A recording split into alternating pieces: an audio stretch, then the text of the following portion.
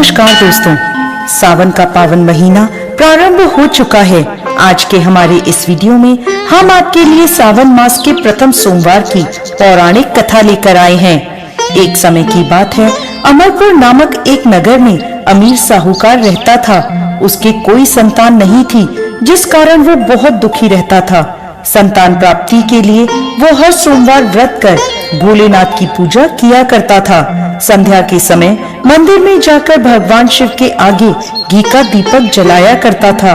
उसकी भक्ति देखकर माता पार्वती बहुत प्रसन्न हुई और भोलेनाथ से कहने लगी, हे प्राणनाथ, ये आपका सच्चा भक्त है, कृपा करके इसकी मनोकामना पूरी कर दें। यह सुन भोलेनाथ बोले, पार्वती, पूर्व जन्म के कर्मों के कारण इसके भाग्य में संतान सुख नहीं है।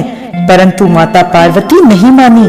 तब भोलेनाथ ने स्वप्न में उस साहूकार को दर्शन दिए और संतान प्राप्ति के वरदान के साथ साथ ये भी बताया कि उसका पुत्र अल्प आयु होगा और उसकी आयु मात्र 16 वर्ष की होगी।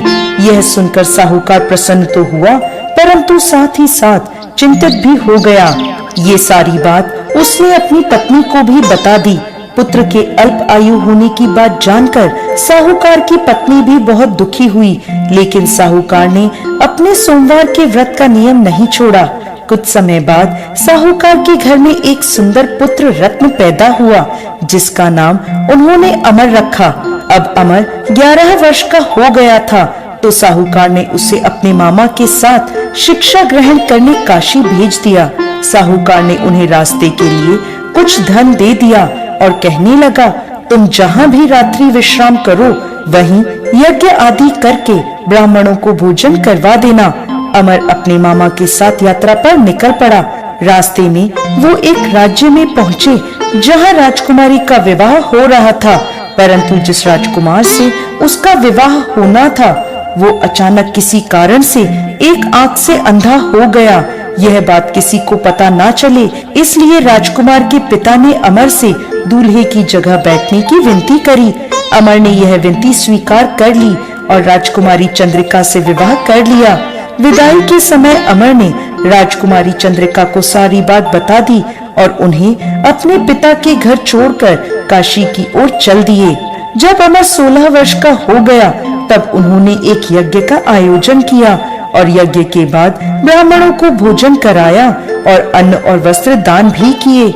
उसी रात्रि निद्रा में अमर की मृत्यु हो गई।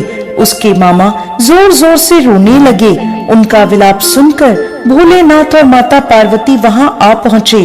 अमर के मामा का विलाप देखकर माता पार्वती भोलेनाथ से बोली, प्रभु, इस व्यक्ति के कष्ट को दूर कीजिए।